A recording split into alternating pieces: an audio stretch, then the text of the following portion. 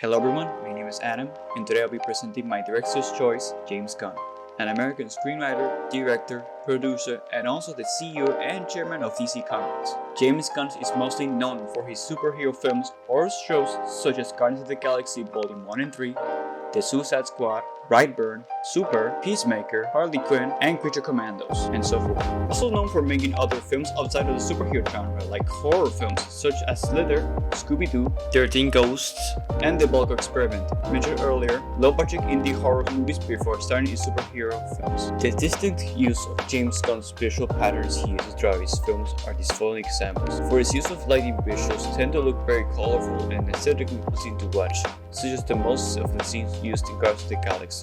Since the use of lighting visuals of his superhero films tend to look outwardly, showing the clear love of color in Gunn's creative coloring choice, thus being a spectacle at first glance. One of the examples being Harley's escape from the Suicide Squad, who James does a marvelous job in epitomizing his love for color correction in his films. But in certain exceptions such as his indie horror films or R-rated films, his use of lighting tends to look more grittier and darker to match with the dark humor or nonsensical body horror and gory action violence scenes to match the atmosphere of the genre.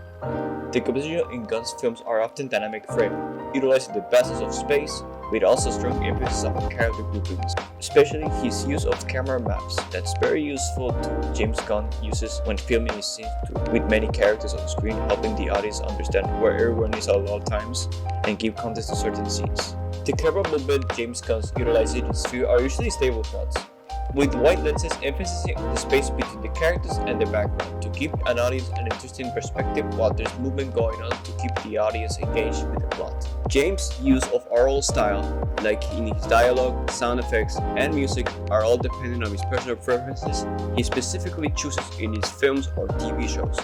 He utilizes heavy use of tongue-in-cheek humor, quick wit, irrelevant banter, and a dark blend of humor with lighthearted moments, often featuring unconventional characters and situations.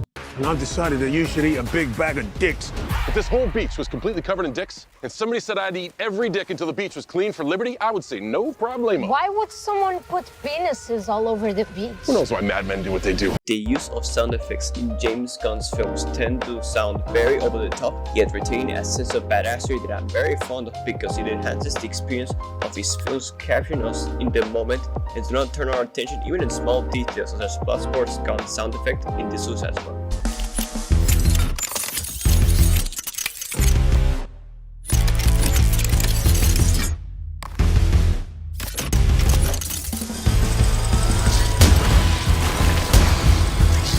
A permanent quirk on Gunn's films is his immaculate attention to detail in his movie soundtrack. Music in James' movies acts like an essential part of the story. It is its own character, as a matter of fact, and the performers, the characters, are brought into the process, experiencing the music in the same way the audience does well than in just the aftermath of last minute doing production. James' display of perfection in his choice in music, especially in HBO's Max Peacemaker opening scene, Do You Wanna Taste It? By Wigwam, become #1 iTunes rock charts, and over a decade after its initial release, proving time again how James Gunn knows his soundtrack. Key common themes in James Gunn's works are his permanent central or side characters' characterization, such as his portrayal of outcasts or anti-heroes that James does careful attention to detail while retaining comic accuracy to their counterparts while adding new ones to the mix. James adds also layers of his characters to make the audience sympathize for, while also making despicable villains to love to hate and root against them. Examples of lead characters such as the Crimson Bolt from Super, a socially awkward individual with a distorted moral compass driven by his deep love for his wife, a broken man who's trying to piece together his life while also attempting to become a superhero. To cope with these issues makes his character deeply troubled yet complex. Similarly, another example being Peter Quill, also called by his nickname Star-Lord, similarly shares this complexity. Since he was a child, his mother died to cancer, and afterwards abducted and raised by space pirates. Peter forms his team of outcasts like him with similar backgrounds, the Guardians of the Galaxy. Easily a character the audience roots for and wants to see him thrive no matter the obstacles these characters face.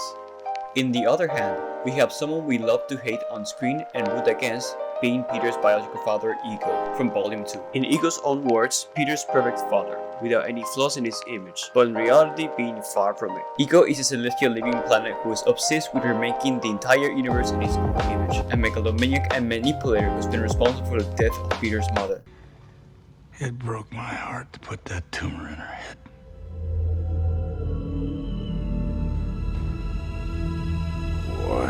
No, all right. I know that sounds bad.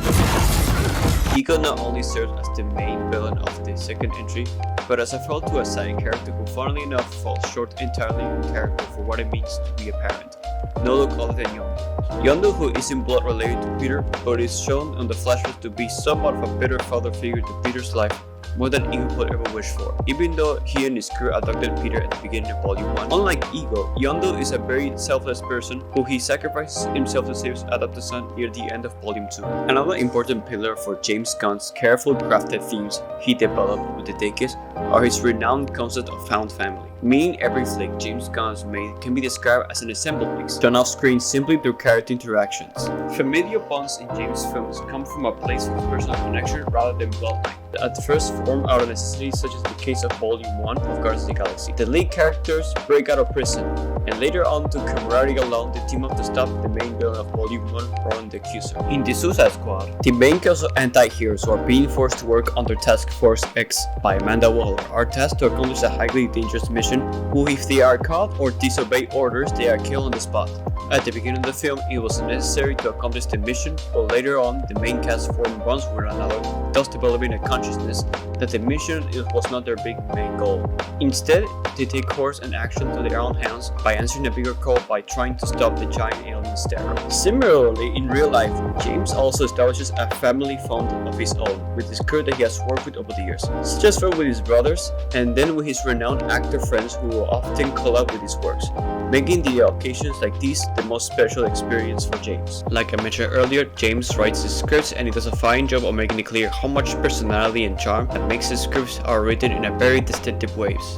James Gunn's other areas of filmmaking process that he has a strong interest in are his use of practical effects in his films, such as low-budget films as Slither.